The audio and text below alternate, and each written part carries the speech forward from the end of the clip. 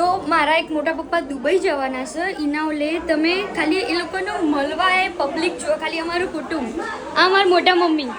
જો આ બધું કેરીને બધું કાપવાનું ચાલુ કરી દીધું ઉપવાસ વાળા માટે અમારા દીદી આમાં ફઈ સફાઈ જય માતાજી કહી દો બધું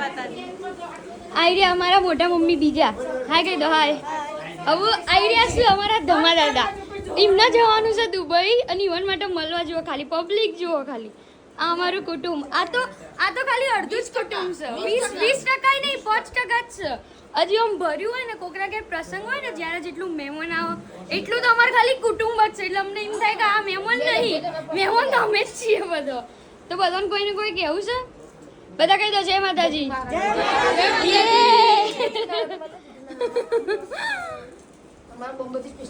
હા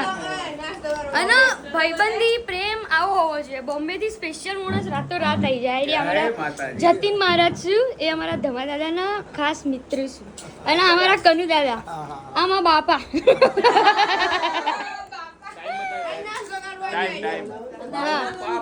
અને એવું નહીં ખાતો હોજનો ટાઈમ હોય 7-8 વાગ્યાનો ટાઈમ કેટલો જુઓ ખાલી 2 વાગ્યા 2 અને એમાં પાછો નાસ્તો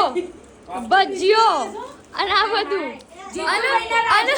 અને જીતુભાઈના રાજમાં અને પાછો મારો ભાઈબંધો બેનપણી કે તું તો રાત્રે ચમ જાગ અમાર કુટુંબ જ આવશે રાત્રે જાગવા